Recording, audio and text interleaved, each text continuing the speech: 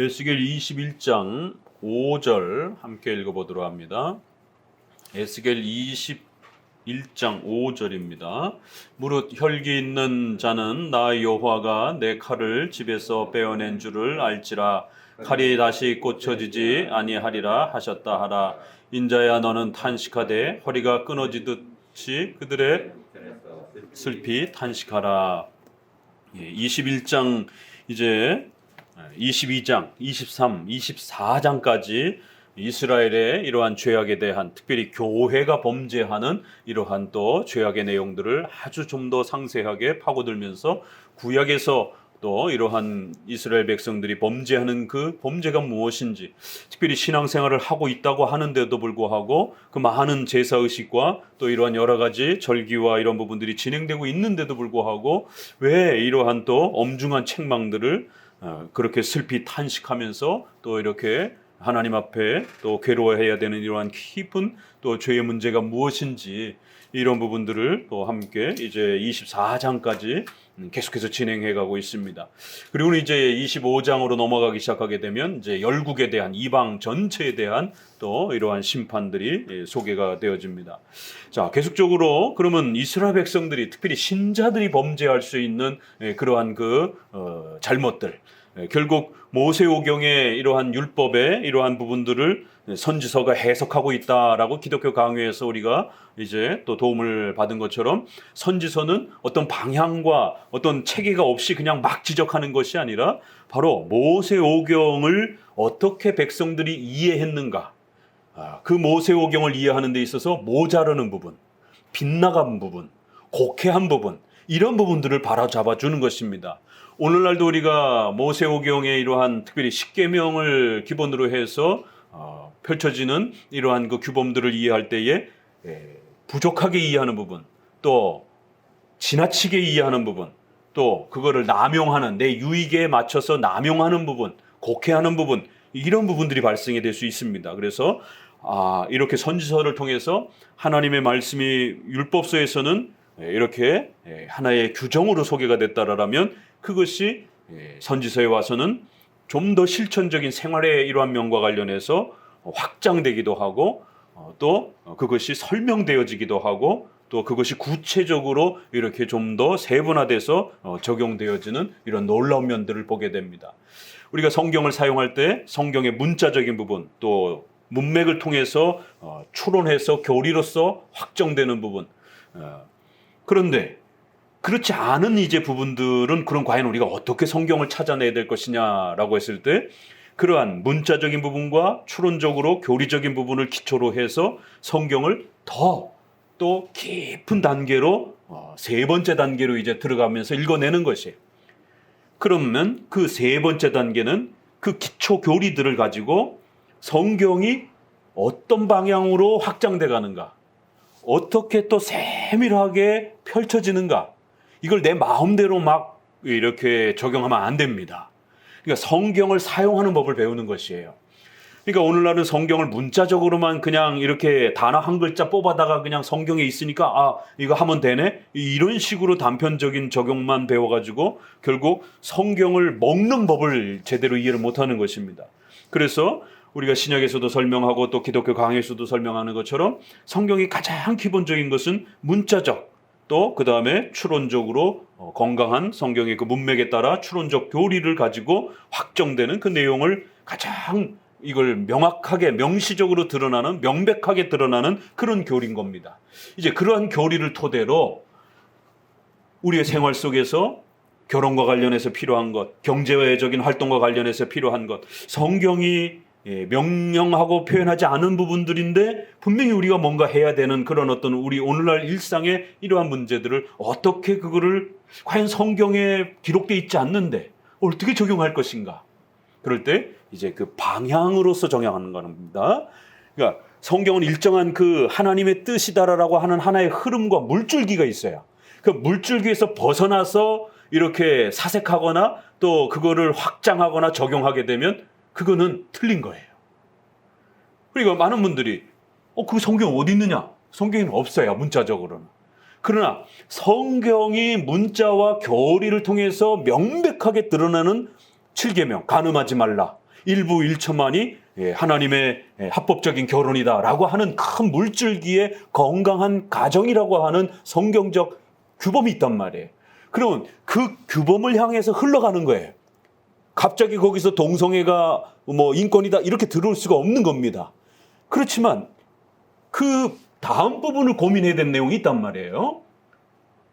그러면 당장 현대의학에 의해서 이러한 그 여러 가지 피임법들이 발전하고 그러는데, 그럼 이러한 임신과 관련된 시험관학이라든가 또 의료적인 또 그러한 그 뭐죠? 그 시험관 말고 배란을 도와주는 그 인공수정 같은 그러한 부분들, 큰 범위 안에서는 인공수정 안에 이렇게 들어가는데, 그러니까 자연수정이 아니라 인공수정의 그런 의료적 도움을 받는데, 거기에 좀 더 시험관학의 형태는 좀 더 깊은 또 분별이 필요합니다. 이 성경 어디에도 없어요. 성경에는 정자 난자의 개념 자체도 없습니다. 그럼 이거를 과연 오늘 우리 시대의 이 발달된 의료과학 속에서 우리는 어떻게 이걸 적용해야 될 것인가? 그러니까 이게 성경을 이렇게 우리가 사용한다라는 게 이렇게 깊은 겁니다. 그냥 성경을 그냥 수박 겉핥기식으로 이렇게 사용하는 큐티식의 이러한 교회 안에서 성경을 배우질 않다 보니까 이런 일들이 벌어지는 거예요. 성경을 사용할 줄 모르는 거예요. 이 보화를 들고도. 자, 그럼 인공수정과 관련된, 임신과 관련된 이런 문제들, 또 거기서 조금 더 깊이 들어가면 복제에 대한 이런 문제들, 또 거기서 조금 더 옆으로 넘어가게 되면 대리모라든가 또 이런 문제들, 또 그러면 정자 기증이라든가 난자 기증에 대한 문제들, 난임 부부에 대한 어떤 이런 의료적인 혜택을 어디까지 허용할 수 있는 것인가? 엄청난 신학적 문제들이 현대의 우리의 삶에 이렇게 던져지고 있단 말이에요. 이걸 답을 성도들은 필요로 하고 있고, 국가법으로 허락한다 할지라도 우리 기독교인으로서 사리 분별로 봤을 때 허용될 수 있는 게 있고 허용되지 못하는 게 또 있단 말이에요. 그래서 이러한 임신에 대한 문제, 또 출산에 대한 문제, 출산도 여러 방식들이 또 이렇게 있을 수도 있고, 또 그 다음에 부부가 아이를 갖는 그 방식에 있어서 피임에 대한 이런 문제. 그래서 오죽하면은 여러분에게 말씀드렸지만 그 베네딕토 교황과 현 요한 교황이 진보와 보수로 나눠져 가지고 피임을 한쪽엔 죄라 그러고 한쪽은 죄가 아니라고 그러고, 그래서 결국 그 피임의 대표적인 콘돔을 사용하는 부분에 대해서 한쪽은 죄악이라고 그러고 한쪽은 이렇게 에이즈 방지 차원에서 인권이라고 그러고, 이러한 신학적 논쟁이 현대 의학에 대한 부분들을 어떻게 바라볼 거고 해석할 것인가에 대해서, 또 그 해석에 따라 성도들의 삶에 지대한 영향을 끼친단 말이에요. 그러니까 성경을 그저 단편적으로 그냥 이렇게 읽는 수준 가지고는, 이거 성경 아무리 골백번 읽어도요 그런 단어와 내용 하나도 없어요, 성경에. 이건 어떻게 찾을 것인가? 성경적으로 여러분 어떻게 답을 찾을 거냔 말이에요. 성경에 없는데. 그러나 우리는 성경대로 살아야 되는 것이에요. 그래서 성경대로 산다라는 말은 이렇게 문자대로만 산다는 게 아니라 성경 전체를 녹여내는 겁니다. 그래서 박윤선 박사님이 이것을 계시의존 사색, 계시의존 신학 이렇게 표현하기도 했습니다. 성경을 사용하는 이런 표현들을 성경을 의존해서 사색하라는 것이에요. 이런 현대의 이런 문제들을 우리가 어떻게 풀어가야 될까? 이거를 그냥 현대 문화에 맞춰서, 필요성에, 실용주의에 맞춰서 해석하지 마시고 여러분의 어떤 그 상황에 맞춰서 해석하는 게 아니라 성경의 큰 그 교리의 토대 위에서 성경의 그 큰 물줄기의 방향에 맞춰서 생각하라는 거예요. 사색하라는 것이에요. 로마서 12장 1절 2절의 윤리 부분을 시작하면서 어떻게 시작합니까? 너희는 선하시고 기뻐하시는 하나님의 뜻이 무엇인지 생각하라. 분별하라. 그래서 로마서 12장부터는 생각하라, 판단하라, 분별하라, 이런 단어들이 상당히 많이 나옵니다. 그래서 성경을 가지고 깊이 사색하는 훈련을 해야 하는 겁니다. 성경을 가지고 깊이 생각하는 훈련, 판단하는 훈련을 하시는 것이에요. 이게 자꾸 훈련이 되어야만이 이제 여러분의 삶 속에 성경적으로 판단하고 생각하는 그러한 힘이 더 강해지는 것입니다. 큰 물줄기 흐름이 있는 것이에요. 그러면 목회자들이 모여서 공적인 것은 교회법으로 사색하는 거예요. 교회법으로 결정하는 겁니다. 생각하는 것이, 판단하는 것이. 계시 의존 사색, 성경 의존 생각하는 것이, 성경을 의존해서 생각하는 것이. 일반 계시와 일반 은총의 이러한 현대 의학의 모든 부분들을 살펴봐서 하나님의 말씀의 그 큰 물줄기의 방향에 어긋나지 않는 범위 내에서 어디까지 사용하고 어디까지 도움을 받을 수 있을지를 선별적으로 분별해내 가면서 이 큰 물줄기가 방해되지 않는 범위 내에서 일부 일처제, 부부는 하나님 앞에서 몸과 영혼이 하나 되어야 된다라고 하는 영적으로도 교제를 나누는 하나됨이 있어야 되고 육체의 연합을 통한 하나됨도 있어야 된다라고 하는 이 큰 물줄기의 7계명을 생각하게 되면 피임은 자연적으로 해결이 되는 거예요. 그건 성경 어디에도 없지만 그건 부부가 고유한 자유권으로 얼마든지 양심의 자유 속에 선택할 수 있는 것으로서 절대로 죄되지 않는 것으로 그렇게 판단되어지고 사색되어지는 겁니다. 왜요? 그건 부부만의 문제이기 때문에. 부부의 혹시라도 어떤 질병의 문제라든가 어떤 또 남녀의 어떤 부부의 어떤 신체적인 어떤 문제 때문에 이렇게 현대의학의 도움을 받아서 정자를 이렇게 보관한다든가 어떤 분이 목사님 정자를 보관하면은 결혼인지 늦어지니까 농담으로 어떻게 얘기를 하다가 근데 농담이지만 깊은 신학적 고민이 있는 거예요. 정자나 난자를 냉동 보관해 두는 거는 그건 비성경적인 겁니까? 이게 참 쉽게 대답하기가 어렵습니다. 성경 어디에 있습니까? 그렇지만 그걸 죄악시할 수는 또 없어요. 그러면 큰 틀에서 부부 사이에서 어떤 질병의 문제가 있어서 아이를 더 낳고 싶은데 지금 당장 이렇게 아이를 가질 수 없는 상태라면 그런 부분의 의료 부분을 충분히 또 부부의 것은 사용할 수 있는 거예요. 왜요? 온전히 일부 일처의 개념은 거기까지를 다 포함하는 그런 개념이기 때문에. 그렇지만 아무리 난임의 문제가 있다 할지라도 대리모 또 그 정자의 기증을 남한테 받는 부분도 문제가 되는 거고 또 더 나가서 가족한테 남보단 그래도 가족이 낫지 않느냐 이렇게 해서 삼촌이라 위에 형제라 남자 형제라든가 여자 형제의 그러한 정자 난자를 기증을 받아서 이렇게 또 출산을 하려고 하는. 그러면 얘가 생물학적으로 아버지라 불러야 돼요, 이모라 불러야 돼요, 삼촌이라 불러야 돼. 예? 아버지라 부르지 못하는 이런 기가 막힌 상황이 벌어진단 말이에요. 윤리관계에서도 그렇고. 그렇기 때문에 아무리 난임 부부라 할지라도 쉽지 않은 겁니다.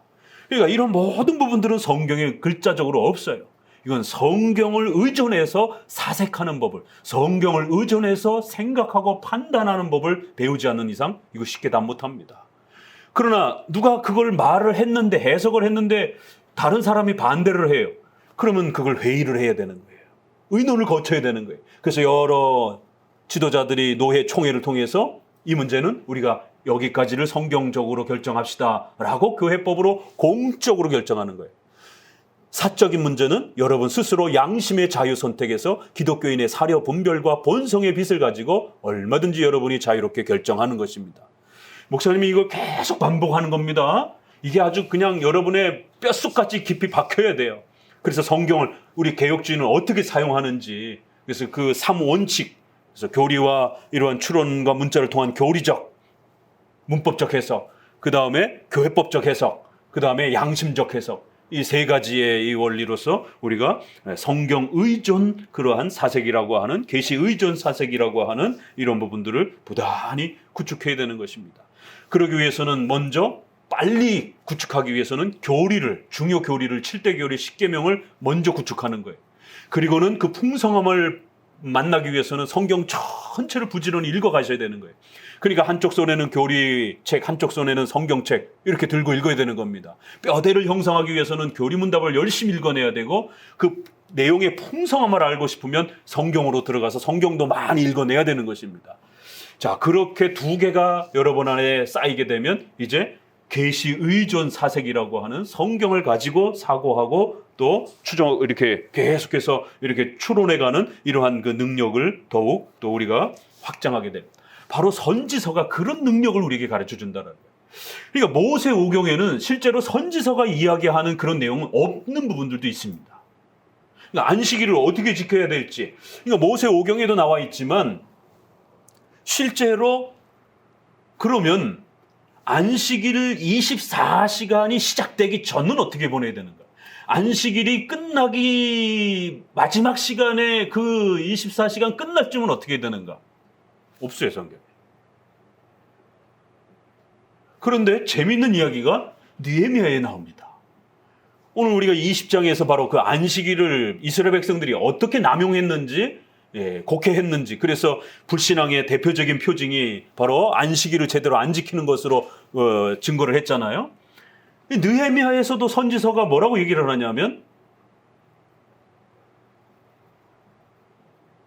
안식일 직전에 미리 와가지고 물건을 팔기 위하여 그 성문 앞에서 대기하는 것이. 그래서 안식일이 거의 끝날 때까지 기다리는 겁니다. 그냥 문 앞에서 대기하는 거예요. 그래서 이제 안식일이 딱 끝나면 제일 먼저 들어가서 장사를 하는 거예요. 이게 가능한 건가, 만 건가? 그러니까 백성들은 우리가 분명히 안식일은 어기지 않았으니까 가능하지 않겠는가? 이렇게 해서 결국에는 성문 안에 이런 대기 상태에서 그렇게 줄을 서갖고 안식일만 끝나기를 기다리고 있는 이런 행위들이 이제 비일비재하기 시작한. 그래서 느헤미야가 이것 봐라. 어떻게 안식일을 저런 식으로 편법으로 지킬 수가 있는가? 그래서 군사를 보초를 시켜놓고 성문 앞에 와서 또 그런 식으로 기다리고 안식일을 미리 그렇게 물건을 팔려고 미리 와가지고 대기하고 이런 식으로 안식일을 편법으로 적용하게 되면 잡아드리겠다라고. 절대로 여기 오지 말라라고. 이게 왜 잘못된 건가? 그럼 우리는 선지서와 이런 역사서를 통해서 안식일을 이렇게 지키는 거는 이건 편법이구나. 이해하게 되는 거예요. 좀 더 모세오경에서는 원칙론적인 부분들이 이렇게 명령되어져 있고 신명기만 봐도 원칙론적인 설명이 이렇게 주로 강조가 되어 있습니다. 그런데 이제 선지서로 들어오게 되면, 역사서로 들어오게 되면 그것이 더 구체적으로 확장되는 걸 보게 돼요. 안식일에 발생될 수 있는 다양한 어떤 케이스 바이 케이스의 여러 경우들이 소개가 되는 거예요. 그러니까 거기에서의 문제는 시간은 정확히 지켰어요. 안식일 미리 빼먹지 않았어요. 안식일 끝부분을 빼먹지 않았어요. 어찌됐든 24시간을 지키긴 지켰는데 마음의 자세가 틀렸다라는 거예요. 미리 와서 기다리는 그 거리와 시간이 얼마나 된다고. 그렇게 안식일이 마치 자신들의 생계에 엄청난 지장을 주는 것처럼 그렇게 안식일을 사용하지 못해가지고 시간적 손해가 날 거를 줄이기 위해서 또 어떤 그러한 이 대책을 그런 식으로 마련해 놓고 안식일이 끝날 때를 오매불망 기다리는, 이건 그애들의 마음의 자세에 시간적으로는 벗어나지 않았지만 그들의 마음의 자세가 굉장히 불량하다라는 거예요. 안식일이 마치 자기들의 어떤 삶을 굉장히 옥죄는 것처럼, 그래서 안식일을 최대한 앞부분에 땡기고 최대한 뒷부분을 써먹고 뭐 이런 식이 되는 거죠. 그렇게 적용하면 안 된다는 거예요. 그래서 지키긴 지켰는데 뭐가 문제가 있는 거예요. 그럼 도대체 백성들은 뭐가 문제입니까? 우리는 다 지켰는데, 이제 이런 식이 되는 거죠. 그럴 때 선지서는 그런 부분들을 아주 세밀하게 짚어내면서 안식일을 그런 식으로 편법화시키지 말라라는 거예요. 자, 계대결혼도 우리가 창세기 보게 되면 율법이 없어요. 그때는 기록된 성경이 없습니다. 그런데 이제 유다의 그 자녀들이 엘과 오난이 이렇게 형이 죽고 오난이 자기 자식이 되지 않을 거를 생각하고는 형수와 동침을 하다가 땅에다가 그렇게 최후의 사정을 한 거예요. 이제 좀 더 이렇게 번역을 좀 편안하게 하게 되면 땅에다 설정했더라 이렇게 돼 있잖아요. 그러니까 부부관계 하다가 임신하는 거를 자기 자식 되지 못하도록 땅에다가 최후의 사정을 한 겁니다. 그러니까 그게 하나님 앞에 괘씸하다라고 하나님이 즉각적으로 죽여버린 거예요. 어디에도 누가 계대결혼, 형이 죽으면 형수를 취해서 그 집안의 계보, 그 집안의 대를 이어줘야 된다라고 하는, 장자를 낳아서 계승을 시켜야 된다라고 하는 법이 어디에도 설명되어 있지 않아요. 그냥 그 창세기 이제 처음 그 내용이 등장을 합니다. 그러면은 오난은 그거를 언제 배웠을까? 형이 죽으면 자신이 형수를 취해서 아이를 낳아주고 그 아이에게 상속 재산도 확보해줘야 되고, 그래서 형의 집안이 이렇게 없어지지 않도록 장자권을 확보할 수 있도록 그렇게 동생의 의무를 다해야 되는, 뭐 어디서 배웠겠습니까? 그건 당연히 아버지로부터, 유다로부터 입을 통해서 배웠겠죠. 그러니까 하나님이 분명히 그 의무를 다하라라고 요구되어지는 그 내용이 나오고, 결국 그거를 실천하지 않은 부분에 대해서 죄로 책망을 합니다. 자, 그게 이제 율법서에 보게 되면 계대결혼이 명령이 됩니다. 그리고 창세기 38장에 또 유다 스스로도 다말하고의 또 그러한, 그러니까 유다는 굉장히 아주 그 결혼과 관련되어서 아주 충격적인 두 사건을 겪은 겁니다. 자기 스스로도 결국 다말이라고 하는 며느리와 동침하는 이러한 그 사건이 벌어졌고, 결국 그 과정은 계대결혼, 자손을 낳기 위한, 시아버지가 삼촌을 줘서, 형제를 줘서 대를 잇게 해야 되는데 막내 아들까지 죽을까봐 결국 며느리를 친정으로 쫓아냅니다. 그러니 며느리는 죽을 각오를 하고 그 집안에 대를 잇기 위해서 시아버지의 씨라도 그렇게 품어서 아이를 낳기 위해서 창녀처럼 변장을 해가지고 이렇게 아이를 낳습니다. 이게 참 일반 윤리로는 이해할 수 없는 그런 내용들이 나옵니다. 성경에서 바로 이스라엘 백성들의 자손법이라고 하는, 결국 나중에 가보니까 앞부분에 설명이 없어요. 이게 왜 그렇게 중요한 건지, 이게 무슨 의미인지, 왜 이걸 따라 해야 되는지, 왜 이스라엘 여성들이 까딱 잘못하면 간음죄로 돌맞아 죽을 수 있는 그러한 어떤 행위이고, 이것이 정확하게 공식적인 절차를 밟아서 진행이 되게 되면 그렇게 그 집안에 이렇게 대를 잇는 아주 중요한 그런 절차이고, 근데 이게 까딱 어떤 공식적인 어떤 그 절차와 내용을 밟지 아니하면 간음죄로 처벌이 될 수 있는 또 그런 오해를 받을 수도 있는 그런 내용이란 말이에요. 그래서 유다는 자기 스스로도 이 계대결혼과 관련해서 며느리와 동침하는 이 엄청난 충격 앞에 이 계대결혼이 무슨 의미인가에 대해서 고민할 수밖에 없었고, 또 자기 자식이 죽어가는 그 장면 속에서 첫째 아들 죽었고, 둘째 아들도 또, 첫째 아들은 어떤 이유인지 모르지만 둘째 아들은 그 계대결혼을 거부하다가 죽었단 말이에요. 그러니까 자식이 죽는 장면과 또 자기 스스로도 며느리랑 동침하는 이 충격적인 이 두 사건을 통해서 계대결혼이라고 하는 이 의미가 무엇인지를 하나님 앞에서, 성경에 기록은 없어요. 이제 처음 그 사건이 모세에 의해서 기록이 된 거죠. 유다 스스로는 하나님으로부터 계시를 받아서 배우고 또 부모로부터 배웠을 것입니다. 자, 그런데 그게 율법서로 넘어가게 되면 레위기에 계대결혼이 명시가 됩니다. 그래서 반드시 형이 죽으면 그렇게 동생이 취해서 그 집안의 대가 끊어지지 않도록 하라. 그런데 계대결혼이 레위기에서는 먼 친척까지 확대가 됩니다. 그리고 땅까지 확대가 됩니다.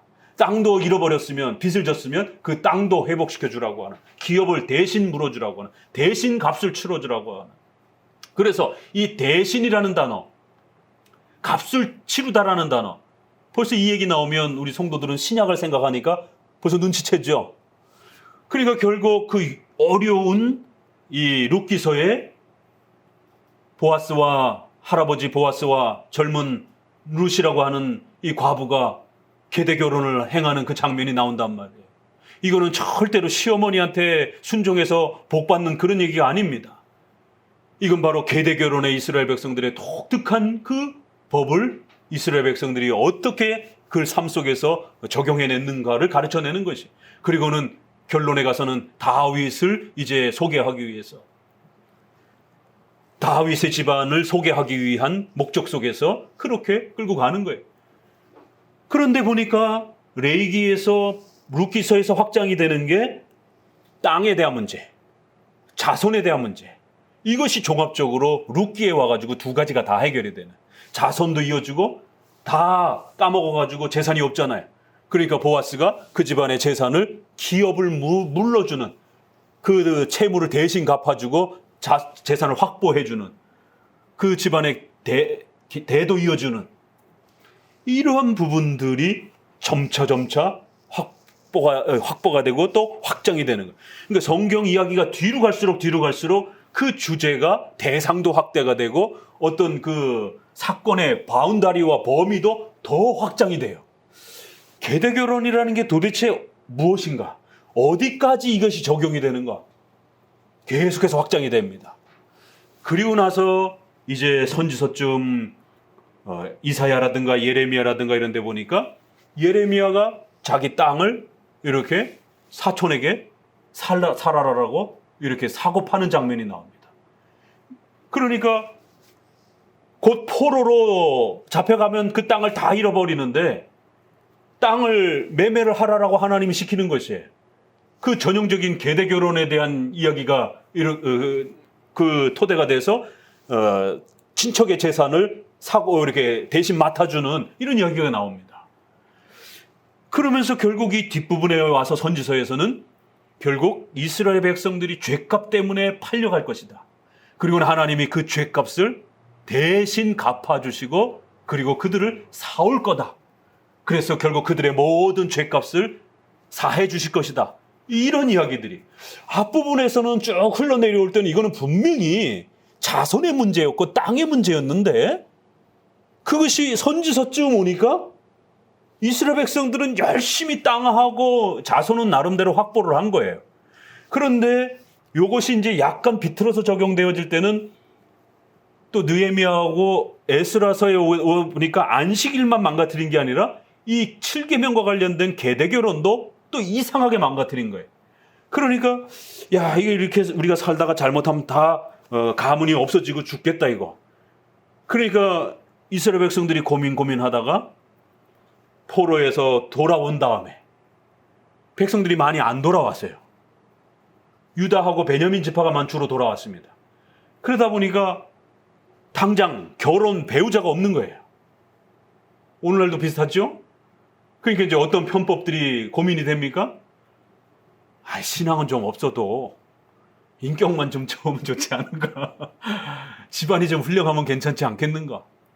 이래서 산발랏, 도비앗 이런 그 사마리아 그 이방 지역의 그 주민들하고 혼합 결혼이 일어나기 시작하는 거죠. 그렇게 해서라도 대를 이어가면 어찌됐든 반은 이스라엘 백성들 아닐까? 이런 생각을 한 거예요. 그러니 에스라서의 이제 가장 중요한 것이 이 안식일의 회복, 또 하나는 결혼의 회복을 두 가지가 소개가 됩니다. 에스라 느헤미야 회복하고 포로에서 돌아와가지고 결국에는 에스라는 종교 지도자니까 자기 머리를 뜯으면서 하나님 앞에 탄식하며 이 백성이 왜 이렇게 망가졌는가?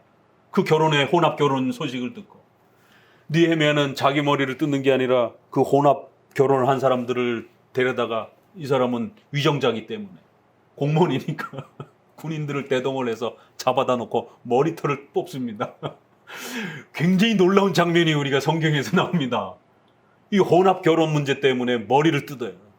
이 머리가 밀려지고 머리를 깎고 왜 우리 예전에도 보게 되면 엄한 집안에서 우리 자매들 좀 놀러 다니고 막 이러면 머리채를 잡아갖고 아버지가 머리를 그냥 싹둑 잘라놓고 못 나가게 하잖아요. 그러니까 자고 이래로 여성이 머리를 이렇게 잘리고 그러게 되면 창피스럽고 부끄러움의 어떤 이런 부분들이 있다 보니까 고린도서에서도 여성은 머리에 뭘 써라 이렇게 그래서 안 쓰려면 차라리 머리를 밀어라 하면서 머리를 미는 게 얼마나 창피스럽고 여성이 부끄러운 것인가 관련해서 이 성경에도 보면 여성이 머리를 미는 것에 대한 어떤 수치스러움에 대해서 이렇게 얘기를 합니다. 머리털을 뽑아내는 거죠. 부끄러움을 수치스러움을 주기 위해서. 결혼은 그렇게 하면 안 되는 거구나. 그러니까 결국 결혼에 대한 이 적용도 약간 편법을 바꾸면서 그 계대 결혼의 이런 부분들 계대 결혼은 자손을 만드는 게 이게 중요한 거구나. 이렇게 이제 인식을 한 거죠, 백성들이. 그래서 그러면은 여자가 없으니까 남자가 없으니까 그럼 반쪽 집안이라도 지금은 어쩔 수 없지 않는가? 이런 핑계로 결국 유대인들이 이스라엘 백성들이 이방인과 혼혈 결혼을 하게 되는 결국 이 일들이 벌어집니다. 그래서 결국 나중에는 에스라 느헤미야가 결국 머리털을 다 뽑고 징계하면서 결국 강제 이혼을 시켜가지고 다 돌려보냅니다. 근데 주로 이방 여자들을 데리고 온 그것이 문제가 돼요. 그래서 이방 여인들을 다 본 자신들의 나라로 다 돌려보냅니다. 그럼 이런 성경의 이러한 윤리적인 이러한 개혁들을 우리가 역사적 해석을 해야 되기 때문에 바로 우리가 혼합 결혼을 한 사람들을 데려다가 당해가 머리를 뽑을 수는 없어요. 그렇기 때문에 문자적 해석, 그 다음에 역사적 해석, 그리고 나서 마지막에 가선 교리적 해석을 해야 되는 거예요. 이러한 역사적 내용과 사건과 이런 부분들을 우리가 어떤 교리로 끌어낼 것인가, 보편적으로 적용할 수 있는 그 교리가 있단 말이에요. 그럼 그 교리가 무엇인가? 분명히 이건 계대결혼과 칠계명과 이런 부분들이 이렇게 조합이 된 사건 이야기인데 이스라엘 백성들은 그걸 그렇게 적용했다 혼난 거예요. 그럼 이건 그런 뜻이 아니구나. 그러자 이제 후반부에 와서 그 계대결혼이란 결국 하나님이 값을 주고 다시 포로에서 사오는. 그래서 그 계대결혼의 값을 대속해 준다라는 의미가 포로로 잡혀간 백성들에게, 포로는 주로 노예니까 그 주인에게 돈을 주고 보통 이렇게 사와야 노예가 해방이 된단 말이에요. 그러니까 결국 그런 식으로 값을 치르고 그 노예를 해방시킨다라는 개념으로 영적으로 그 의미를 바꿔주는 겁니다. 계대결혼이란 우리가 노예의 속박 속에 있는, 포로의 속박 속에 있는 우리를 하나님이 값주고 대신 값을 치르고 우리를 살려내신다라는, 바로 이것이 본질적 의미였고 그것이 보편적인 교리적 내용이었고, 바로 그것이 이루기 위해서는 반드시 그 값을 치른다라고 하는 건 가나안 땅과 그 이스라엘의 혈통적 자손의 문제가 아니라 그건 이스라엘 자손으로 오실 예수 그리스도를 뜻한 것이었고, 그 예수 그리스도께서 오셔서 우리의 죄값을 대신 짊어지시고 우리 값을 치르며 십자가에 죽으실 것이다라고 하는, 우리의 죄값을 치를 것이다라고 하는 그러한 구속적 의미로 선지서로 가야 이제 그게 명백하게 드러납니다. 이 앞부분에는 거의 안 드러나요, 이게. 그래서 선지서가 이렇게 아주 중요하다라는 겁니다. 그래서 여러분들이 성경을, 모세오경을 가지고 선지자들이 어떻게 확장해냈는가, 이거를 오늘 여러분들은 이제 또 모세와 선지서의 이런 확장의 계시 의존 사색과 생각의 이러한 법들을 배워서 오늘 우리 시대에 우리는 모세오경과 선지서의 이러한 법들을 배워서 오늘 우리 시대에 필요한 또 그런 하나님의 뜻을 그렇게 계시 의존적으로, 지도자들은 공적인 규율들은 교회법으로, 우리 성도들의 사적인 거는 개인의 양심에 또 그러한 판단으로 그렇게 확장해 가는 겁니다. 그래야 우리가 아까 7계명 하나 갖고도 이렇게 엄청난 논의거리들이, 지금 현대 의학이 발전해 가면서 엄청난 신학적 주제들을 답을 해달라고 계속해서 요구되어지고 있습니다. 8계명문도 그렇잖아요. 경제 원리와 관련해서 얼마나 많은 다양한, 우리가 무슨 신용카드 뭐 이런 거 예전에 고대 사회에서 어디 물물 교환하던 이런 경제 개념 안에서 생각이나 해봤습니까? 그러다가 화폐가 만들어졌고 또 그 화폐가 만들어지면서 이자와 은행 개념이 발전을 했고 이제는 그것조차도 없는 시대로 돌입해가고 있단 말이에요. 그러다 보니까 신용카드가 처음 나왔을 때 어떤 당혹스러움이 있었겠습니까? 신용카드 사용하면 죄다라라. 왜냐면 자신의 재화, 이 재정의 가치를 지불하지 않고 빚으로, 신용카드는 말 그대로 신용을 가지고 외상거래잖아요. 그러니까 우리가 외상거래 그러면은 맨날 술집에 가서 그냥 남의 것 먹고 그냥 외상으로 긋고 안 갚고 막 이런 나쁜 이미지만, 이런 외상의 개념이라고 하는 이 물물거래에서는 그런 정도 개념이었는데, 현대 경제가 발전이 되면서 신용거래라고 하는, 외상에 떼어먹는다라고 하는 이런 나쁜 개념도 있지만 신용을 가지고 나중에 이렇게 갚으면서 그 어떤 이 경제를 거래할 수 있는 획기적인 시스템이 그렇게 1900년쯤에 초에 그렇게 신용카드 제도가, 신용거래 제도가 이제 본격적으로 나오기 시작했단 말이에요. 그럴 때 교회가 여기에 대해서 어떤 자세를 취할 것입니까? 주로 세대주의라든가 이런 극단적인 이런 문자주의 계열에서는 이건 죄다라라고, 성경에서는 오직 돈, 이자, 고리대금 이런 것만 이야기하고 있다 보니까 그런 신용카드 개념에, 또 현대에 와서는 이런 여러 가지 온라인 시스템의 이러한 거래 개념을 어떻게 설명할 겁니까? 성경 어디에도 없어요. 그렇지만 비성경적이지 않아요. 신용카드는요. 그렇죠?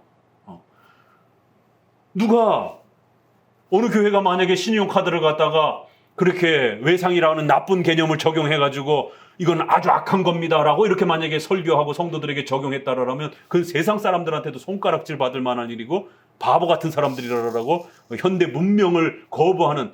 그래서 고린도서에서 우리가 그런 식으로 성경을 사용하고 접근하게 되면 세상을 떠나 살아야 된다라고, 세상을 바깥에 나가 살아야 된다라고 이러면서 극단적인 율법주의에 대해서 그렇게 경고하는 것을 보게 됩니다. 아주 위트가 넘치면서도 굉장히 충격적인 말이죠. 그딴 식으로 그렇게 과격하게 적용하려면 세상을 떠나서 살으라는 거예요. 저 사람들 없는 데가 살으라는 거예요. 기독교 윤리는 그런 게 아니다라는 거예요. 아주 놀라운 지적인 겁니다.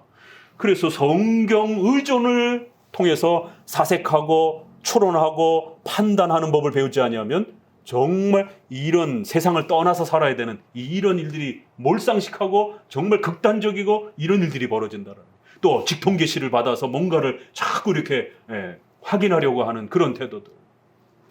자, 그래서 선지서는 여러분은 조금 어렵습니다, 사실. 장도 길고 그러다 보니까 가다가 막 방향도 잊어버리고 지금 내가 뭘 읽고 있는지 지금 여기에 주제가 뭔지도 이렇게 막 헷갈리고 그렇기 때문에 처음에는 10장, 20장 이런 작은 장들을 읽는 훈련을 해야 되고 나중에 가서는 50장 이상 되는 것들도 이렇게 읽어낼 수 있도록 방향을 잊어버리지 않으면서 쫙 읽어나갈 수 있는 그런 훈련도 이제 해내셔야 됩니다.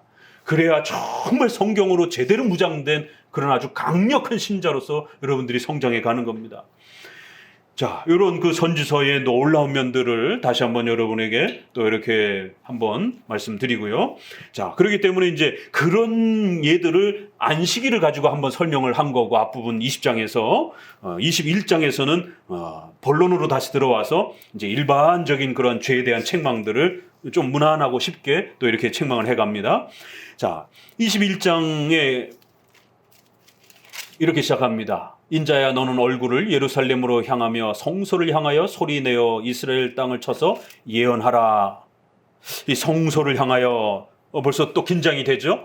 성전을 향해서 뭔가 예언하라는 것이, 성전은 이스라엘 백성들의 신앙의 중심 그러한 그 수단이었는데 뭔가 이 성전 제사와 절기와 이런 부분과 관련해서 혹시라도 문제가 있는가 고민하면서 보셔야 됩니다. 성소를 향해서 예언하라라고 하셨기 때문에, 자, 그러면서 그 성소를 향하여 예언하는데 뭐라고 예언하냐면 칼 얘기를 합니다. 4절에 칼을 빼어라. 내 칼을 집에서 빼어 무릇 혈기 있는 자를 남에서 북까지 전부 다 하나님의 칼로다가 그 백성들을 죽일 거라는 거예요. 시작하자마자 굉장히 아주 섬뜩한 그러한 심판과 경고가 쏟아집니다. 하나님의 칼을 들어서 어디에서부터 치라고요? 성소에서부터 치라는 거예요. 이래서 이제 우리가 역사적 해석을 먼저 잘 들여다보고 문자적 해석을 잘 들여다봐야 됩니다. 다른 데가 아니라 지금 성소에 있는 자들을 하나님의 칼로 하나님이 죽일 것이다라는 거예요. 5절에 무릇 혈기 있는 자는 나 여호와가 내 칼을 집에서 빼어낸 줄 알지니라. 칼이 다시 꽂혀지지 아니하리라. 그러니까 너는 허리가 끊어질 정도로 하나님 앞에 백성들을 위해서 간절히 탄식하면서 울으라는 것이, 허리가 끊어질 정도로. 도대체 무엇이 이들에게 또 이렇게 엄청난 하나님의 징계의 이러한 또 내용이 되었는가? 자, 그러면서 하나님의 무서운 그 재앙이 너희에게 쏟아질 것이다라는 거예요.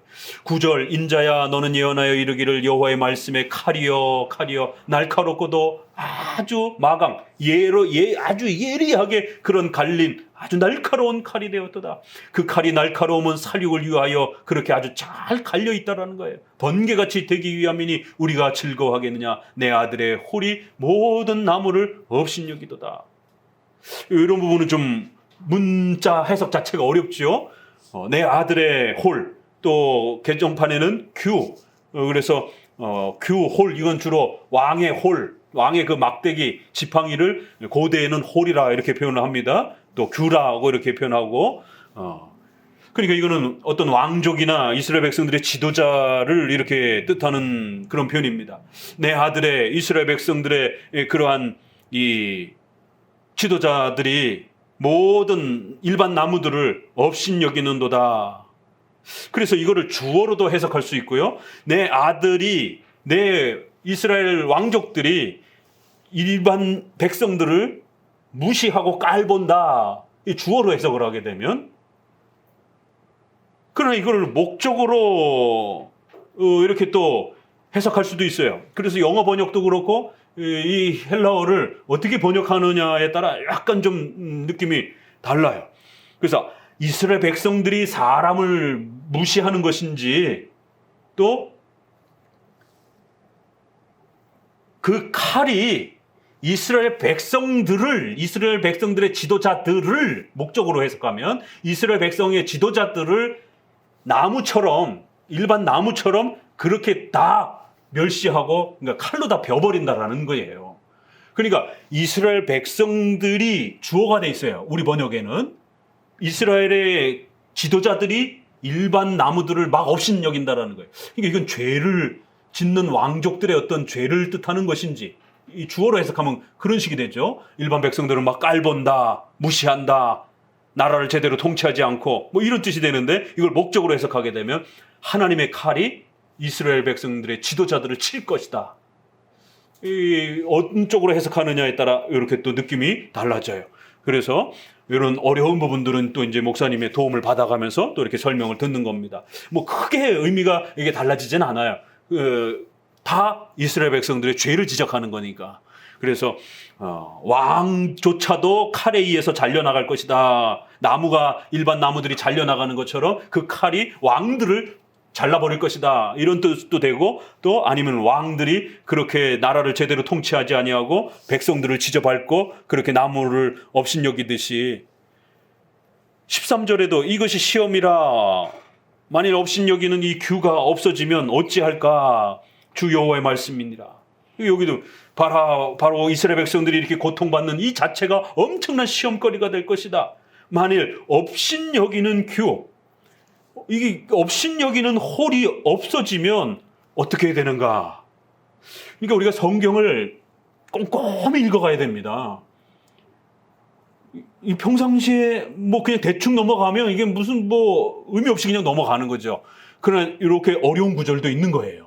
그래서 이런 어려운 구절들은 우리 새신자라든가 아직 이렇게 성경의 깊이가 얕은 분들은 이제 이런 것까지는 안 들어와요.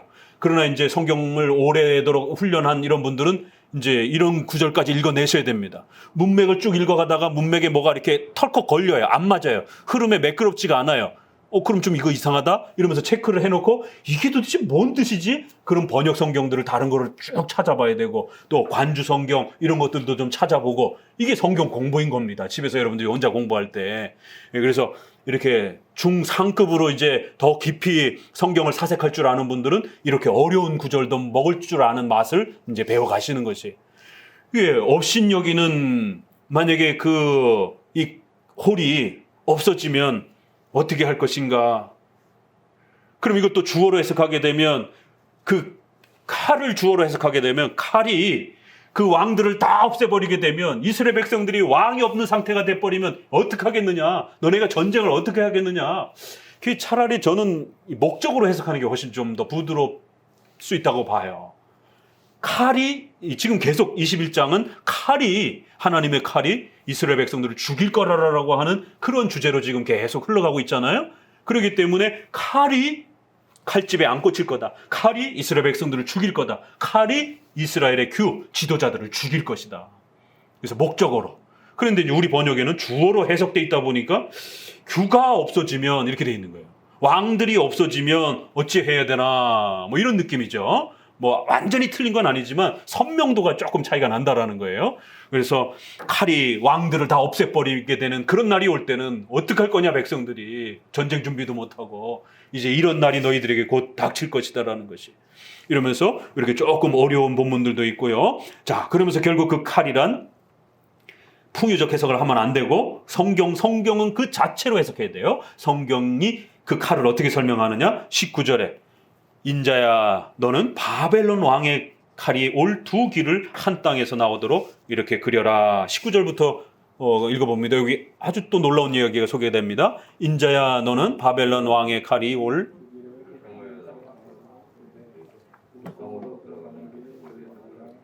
나뉘는 지시표를 하여 칼이 암몬 족속의 라빠에 이르는 길과 유다 견고한 성 예루살렘에 이르는 길을 그리라.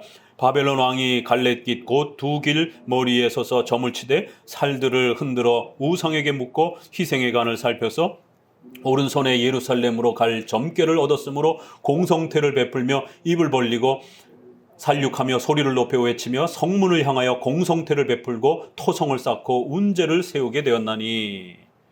하나님께서 사용하시는 칼은 바로 바벨론이라는 거예요. 결국 그 바벨론이 쳐들어와서 이스라엘 백성들을 다 죽일 거라는 거예요. 그런데 하나님께서 이 바벨론 왕을 사용할 거라는 겁니다. 그렇기 때문에 이스라엘 백성들이 전쟁에 빠지는 것은 절대로 군사적인 어떤 연약함 때문도 아니요, 경제적 문제도 아니라는 거예요. 이거는 불신앙의 문제 때문이라는 거예요.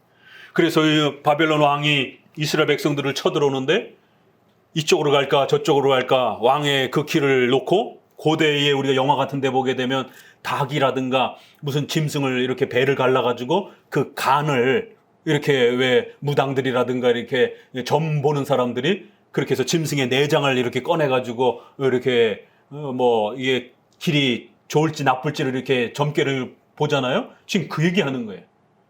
그거 하고 또 이렇게 다른 하나는 재물의 간을 살펴서 이렇게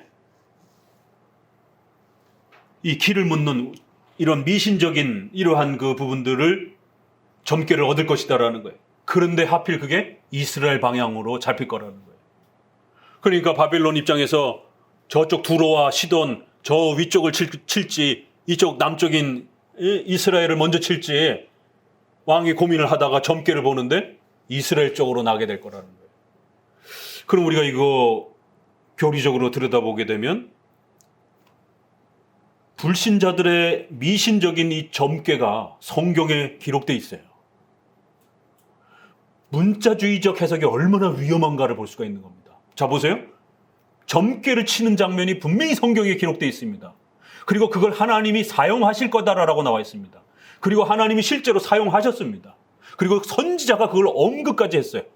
이거 지금 책망하는 장면이 아니에요. 오히려 그렇게 행하는 거를 하나님이 사용하신다라고 그러고 그걸 선지자가 예언해주고 있습니다. 그러면 이거 오늘날 성도들이 일로 가야 될지 절로 가야 될지, 이 사업을 해야 될지 저 사업을 해야 될지, 그럴 때 짐승의 간을 이렇게 해도 됩니까? 이런 미신적인 이런 행위를 해도 됩니까? 그러면 이거를 조금 더 응용하면 신자들이 무당한테 가서, 아니 무당은 아니더라도 또 저기 무슨 점괘 보는 데 가서, 아니 또 그거보다 조금 더 양보해서 토정벽일이라든가 이런 운세 보는 거라든가 이런 거 목사님 성도들이 하면 되나요? 라고 이렇게 질문을 하게 된다라. 성경에 이렇게까지 이런 미신도 허용했는데요? 이러면 어떡할 거예요? 그렇기 때문에 우리가 문자적, 역사적, 교리적 해석을 해야 되는 겁니다. 교리적 해석에도 특별히 일계명과 관련되어 있는 이런 우상, 무당, 점, 이러한 영매자들, 이런 자들은 전부 다 구약에서 죽이라라고. 그건 절대로 하나님을 믿는 신자들하고 함께 할 수 없는 그러한 우상숭배다라고 분명히 선을 긋습니다. 자, 그러면 이 사건은 왜 하나님이 허락하시는 건가? 이건 특수한 사건이라는 걸 알 수가 있는 겁니다. 그래서 이렇게 우리가 허용적 작정, 또 이 신론으로 돌아가는 거예요. 아주 귀에 따갑게 들을 것입니다. 이 죄를 하나님이 다스리시고 사용하시는, 선만 사용하시는 게 아니라 하나님은 전능하신 하나님이에요. 그래서 에서를 우리는 증오하고 시기하고 질투하면서 사람을 미워하기 때문에 죄가 함께 포함이 되지만, 하나님은 사람을 죄악된 마음으로 그렇게 미워하거나 시기하거나 질투하지 않는 방식으로도 얼마든지 에서를 미워하실 수 있는 것이에요. 미워했다라고 하는 말라기서에 또 에서를 미워했다라는 야곱을 사랑했다라 했을 때, 야곱을 사랑하는 건 쉽게 이해가 되지만 유기 에서를 미워하는 부분에 대해서 어떻게 하나님이 에서를 미워할 수 있을까? 태어나기도 전에, 어떤 선을 행하기도 전에.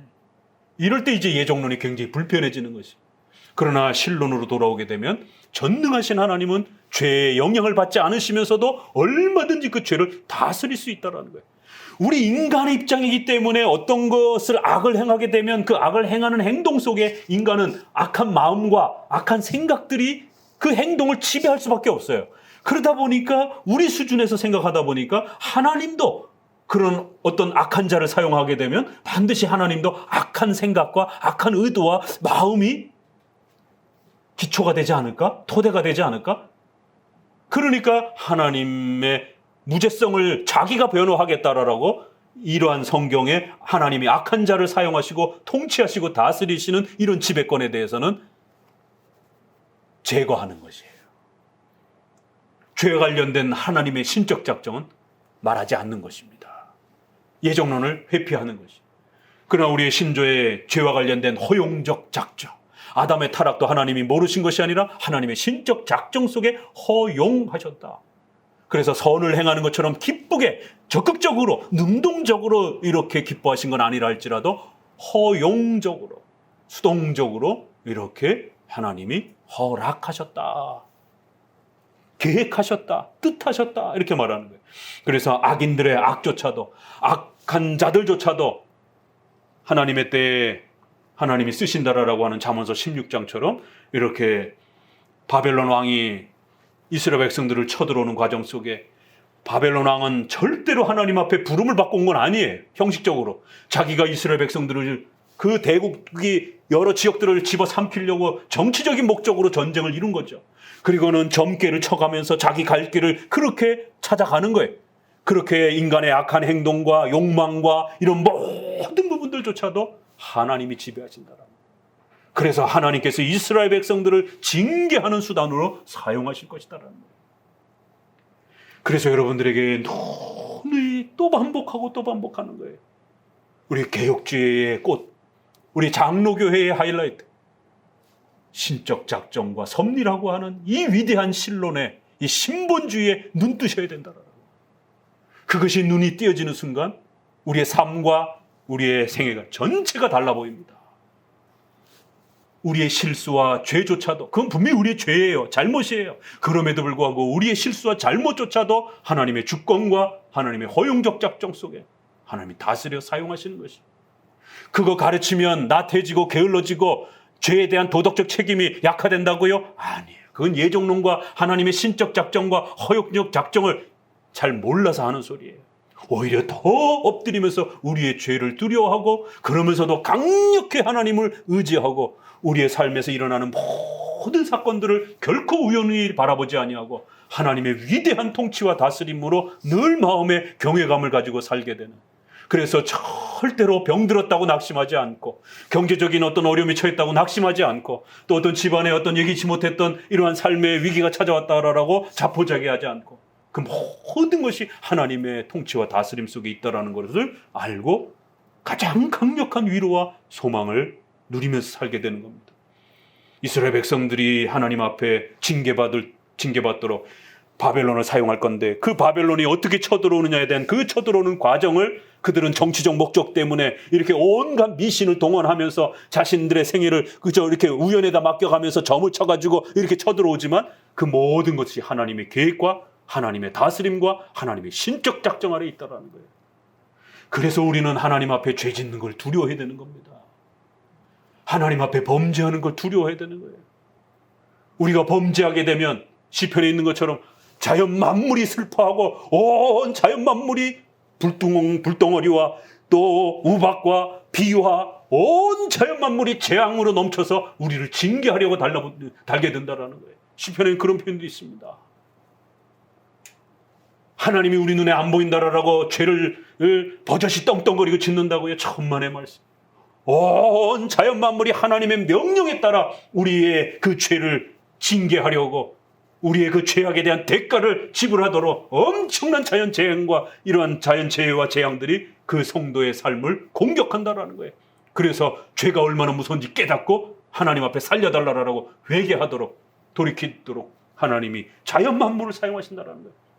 또 우리의 주변에 수많은 적들과 우리의 삶의 이웃들과 더 나아가서는 우리의 가족들조차도 우리로부터 마음이 돌아서서 우리로부터 적이 되어서 우리를 미워하고 공격하고 우리를 괴롭히는 자로, 그렇게 하나님이 나의 모든 친구들이 차라리 적이었다라면 내가 참을 수 있었을 텐데, 나를 괴롭히는 모든 자들이 내 친척과 이웃과 가족들이었더라.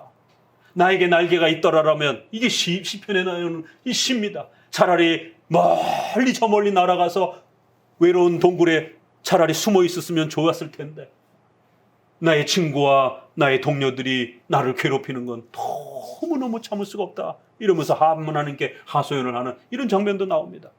이렇게 우리가 범죄하게 되면 우리 주변에 있는 모든 사람들을, 그들의 마음을 하나님이 우리로부터 돌아서게 만들어서 우리로 하여금 원수가 되게 만들어서 하나님 앞에 죄를 범하는 게 얼마나 무서운 것이, 이 세상에 홀로 남아서 그 모든 세상 사람들이 다 적으로 돌변해서 나를 미워하도록 그렇게 만드실 것이다라는 거예요.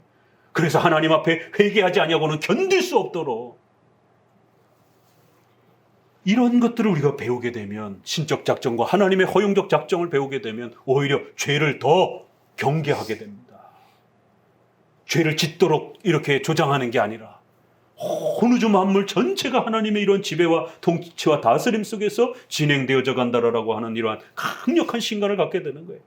자, 이처럼 이렇게 바벨론이 이렇게 쳐들어오는 모든 과정 속에 하나님께서 이 모든 진노와 분노를 쏟는 도구로서 이 역사를 사용할 것이다라는 거예요. 24절에 결국 그러므로 나 주 여호와가 말하노라, 너희의 악이 기억을 일으키며 너희의 건가가 드러나며 너희 모든 행위의 죄가 나타나도다. 너희가 기억한 바 되었은즉 그 손에 잡힐 것이다. 결국 이 모든 것이 너희들의 죄악 때문이라는 것이에요.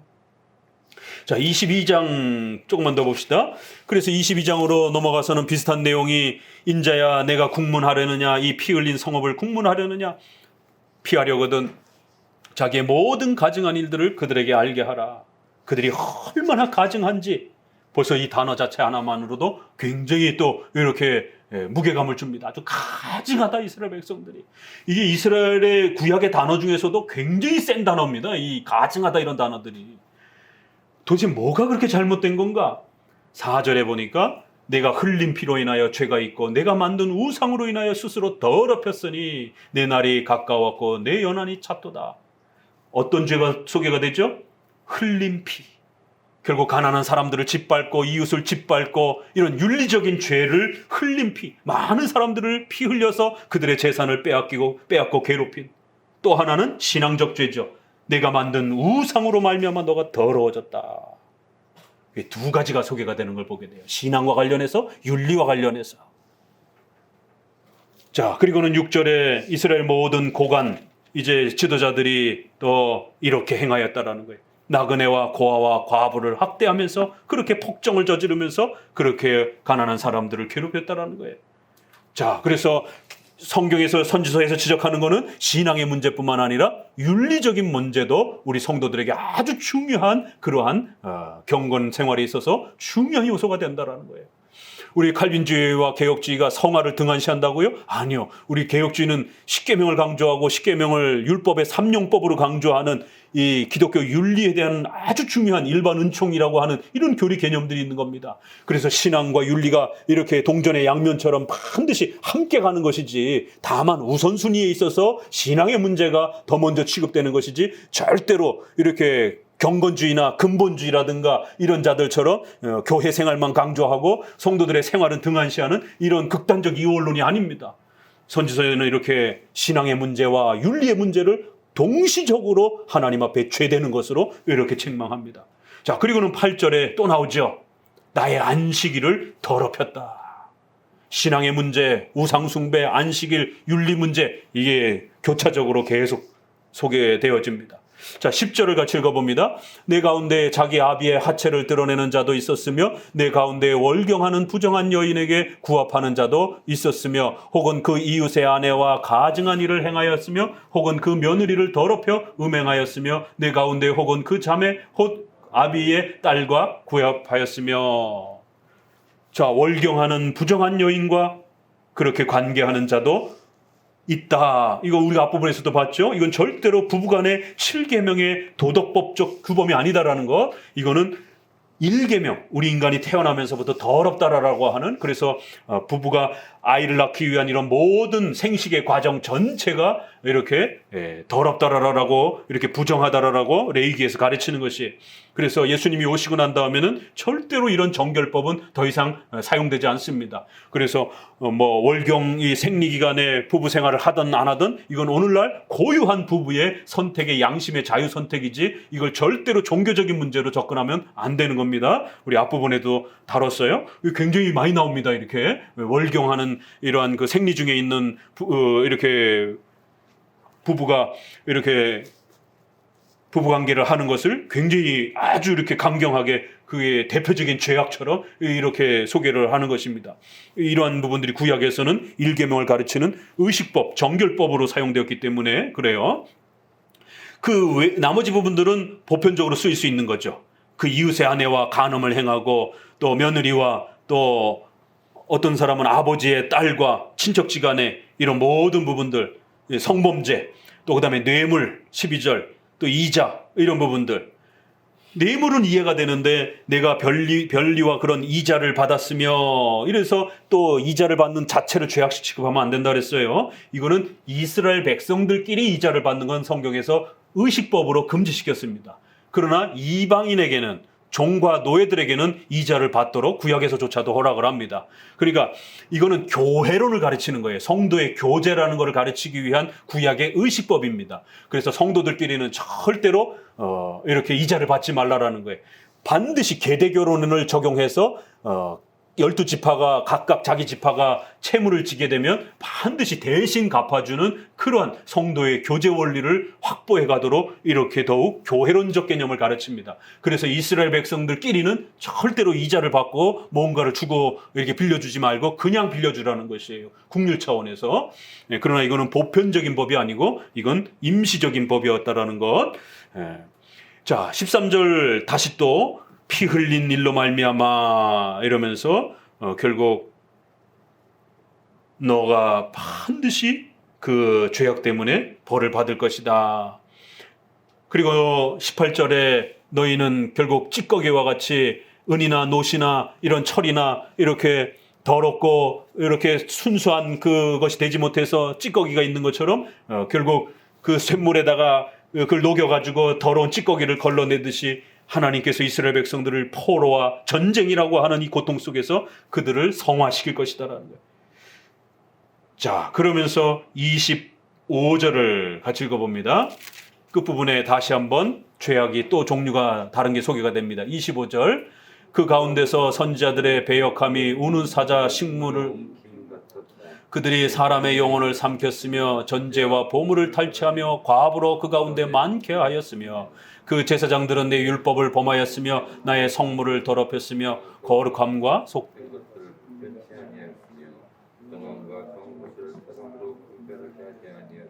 그 눈을 가리워 나의 안식일을 보지 아니하였으므로 내가 그 가운데서 더럽힘을 받았다. 종교 지도자들의 죄악들이 한 번 더 추가가 됩니다. 그래서 제사장들은 율법을 가르쳐서 이런 의식법과 정결법을 가르쳐서 백성들의 신앙생활을 도와줘야 되는데 제사장들과 레위인들이 성경에 무지하는 것이. 그래서 뭐가 정하고 뭐가 부정한지를 구별을 못하는 거예요. 여기서 또 나의 안식일을 결국 범함으로 하나님의 이름이 더럽힘을 받았다라는 거예요. 그 다음에 선지자들은 온갖 기복주의, 돈을 줘야 예언을 해주는 것이에요. 그때나 지금이나 이 돈 때문에 설교하는, 돈 때문에 교회가 존재하는 이런 기복주의. 그래서 결국 성도들을 집어삼킨다. 사자가 식물을 삼킨 같이 그렇게 오늘날 종교 지도자들이 온통 성도들의 돈만 요구하고 결국 돈에만 집중하면서 그렇게 그들의 영혼을 집어삼키는 것처럼 전제와 보물을 탈취하여 성도들을 과부로 만들어 놓는, 빈털터리로 만들어 놓는, 성전 건축한다라고 그러면서 전 재산을 그렇게 교회 건축하다가 결국 성도들은 월세로 전세로 나앉고 결국 부부가 신앙이 결국 맞지 않으면은 교회 헌금한 것 때문에 옥신각신해서 싸우다가 결국엔 이혼하고, 그런 경우들이 2000년 1980년대 2000년대까지 아주 비일비재했었습니다.